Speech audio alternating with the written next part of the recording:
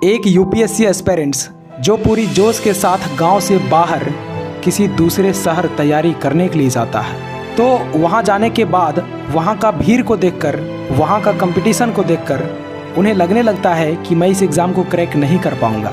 अरे लोग इतने सालों से यहाँ मेहनत कर रहे हैं, तो उनका नहीं हो रहा है तो मेरा कैसे होगा। तो अगर आपको भी ऐसा लगता है तो इस कहानी को पूरा ज़रूर सुनना। इस कहानी को सुनने के बाद मैं गारंटी के साथ कहता हूँ कि आप अपने लाइफ में सफल ज़रूर हो जाओगे। तो चलिए वीडियो को शुरू करते हैं। दोस्त, एक लड़का जो एक छोटे से गांव से बिलोंग करता था। इनकी फैमिली बैकग्राउंड भी उतनी अच्छी नहीं थी, लेकिन इनका भी एक सपना था कि मैं यूपीएससी एग्ज़ाम क्रैक करके देश की सेवा करूं। और फिर इसने यूपीएससी की तैयारी करने के लिए अपने माँ बाप से दूर यूपीएससी की दुनिया दिल्ली चला गया। लेकिन दिल्ली जाकर इसने हजारों लाखों की भीड़ देखी कि कैसे स्टूडेंट इधर से उधर जा रहे हैं, कितने स्टूडेंट कोचिंग जा रहे हैं और कितने स्टूडेंट स्टडी मटेरियल खरीद रहे हैं। और ये सारे भीड़ यूपीएससी एस्पिरेंट्स का ही था। ये सब देखकर ये हताश हो गए, ये घबरा गए। ये इतनी भीड़ को देखकर, इतने कंपटीशन को देखकर डिप्रेशन में चला गया और इनके दिमाग में सिर्फ नेगेटिव बातें चलने लगी। इसे रात भर नींद नहीं आने लगी। ये यही सोचने लगे थे कि ये लोग इतने सालों से मेहनत कर रहे हैं और इनका सिलेक्शन नहीं हो रहा तो मेरा कैसे होगा। अरे मेरी तो बैकग्राउंड भी अच्छी नहीं है। ये बिल्कुल हताश हो गया था, क्योंकि सिर्फ 400 से 500 सीट के लिए इतनी सारी भीड़ इसने कभी नहीं देखी थी। और ये बात हर नए एस्पिरेंट्स के माइंड में आता ही आता है। लेकिन फिर कुछ समय बाद इसने ठंडे दिमाग से सोचा कि अगर मैं यहीं से लौटकर वापस चला गया तो ज़िंदगी में मैं कभी भी आईने को नहीं देख पाऊंगा, क्योंकि जब मैं आईने को देखूंगा तो उसमें मेरा चेहरा नहीं बल्कि एक फेलियर दिखेगा। उसमें ये दिखेगा कि मैं डरपोक था, डर की वजह से मैं तैयारी नहीं किया। और मैं अपने माँ बाप से बोल कर आया हूँ, उन्हें सपना दिखा कर आया हूँ कि तेरा बेटा आईएएस बनकर ही लौटेगा, तो मैं बिना आईएएस बने कैसे चला जाऊँ। ये नहीं हो सकता। दोस्त, फिर इसके अंदर यूपीएससी क्रैक करने का जोश आ गया और इसी सोच के साथ तैयारी करना शुरू कर दिया। और इसने पूरी मेहनत और डेडिकेशन के साथ तैयारी करने लगा। और दोस्त, तैयारी करने के बाद जब इसने एग्ज़ाम दिया तो अफसोस, इनका प्री एग्ज़ाम ही क्वालिफाई नहीं हो पाया। और इसे एक बड़ा झटका लगा और सोचने लगा कि जिस एग्ज़ाम को क्लियर करने का सपना लेकर आया था और इसका पहला ही एग्ज़ाम में मैं फ़ेल हो गया। और दोस्त, जब ये फ़ेल हुआ ना तो इसके घर के आसपास वाले लोग ताना देना शुरू कर दिए।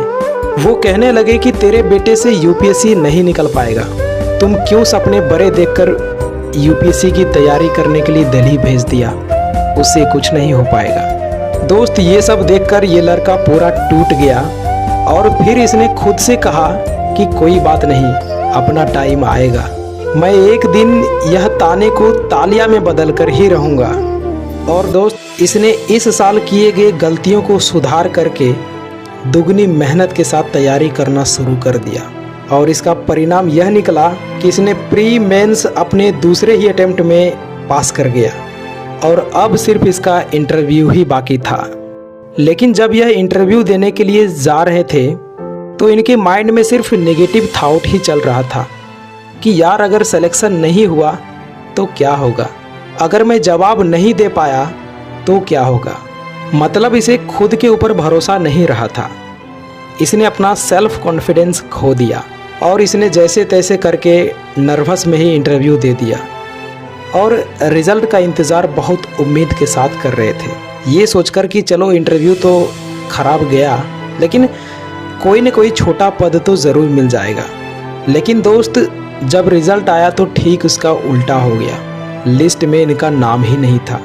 इसके बाद ये लड़का खुद को संभाल नहीं पाया।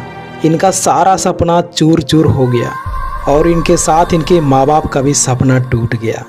और एक तरफ ये और दूसरे तरफ इनके माता पिता रो रहे थे, क्योंकि एक मिडिल क्लास फैमिली के पास ज़्यादा चांस नहीं मिला करता और इसे 2 अटेम्प्ट मिले थे। क्योंकि एक मिडिल क्लास फैमिली दिल्ली का खर्च कैसे उठाते हैं ये सिर्फ एक मिडिल क्लास फैमिली ही समझ सकता। दोस्त, इस दुख की घड़ी में इस लड़के को हौसला देने वाली इनकी माँ थी। इनकी माँ ने बोली कि बेटा इतना आगे निकल गया है और आखिरी पड़ाव पे आके तुम्हारा रिजेक्शन हुआ है। बेटा एक लंबी छलांग मारो और अगली बार तुम्हारा सिलेक्शन कोई नहीं रोक पाएगा। ये एक माँ का आशीर्वाद है बेटा। दोस्त, जब ये लाइन इनकी माँ ने कही तो इसने सोच लिया कि मुझे हार कर नहीं बैठना, क्योंकि माँ को बहुत उम्मीद है और मैं इसे पूरा करके ही रहूँगा।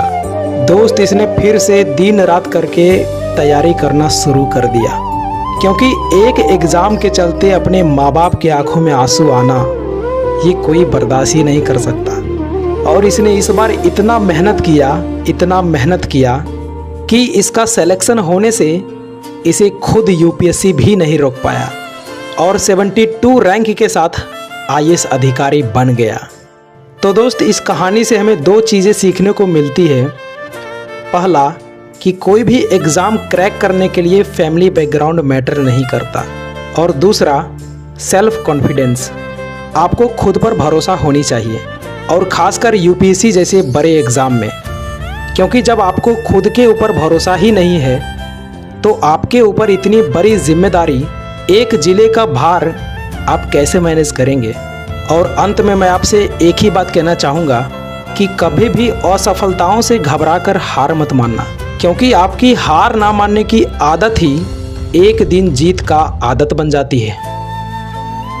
तो ये इंस्पायरिंग स्टोरी आपको कैसा लगा कमेंट सेक्शन में ज़रूर बताइएगा। एंड अब पूछेंगे इनका नाम क्या है, तो इनका नाम है दिलीप प्रताप सिंह शेखावत। तो आई होप ये स्टोरी आपको पसंद आया होगा, एंड पसंद आया तो एक लाइक कर देना, चैनल पर नए हो तो सब्सक्राइब कर देना। मिलते हैं अगली वीडियो में, तब तक के लिए जय हिंद, वंदे मातरम।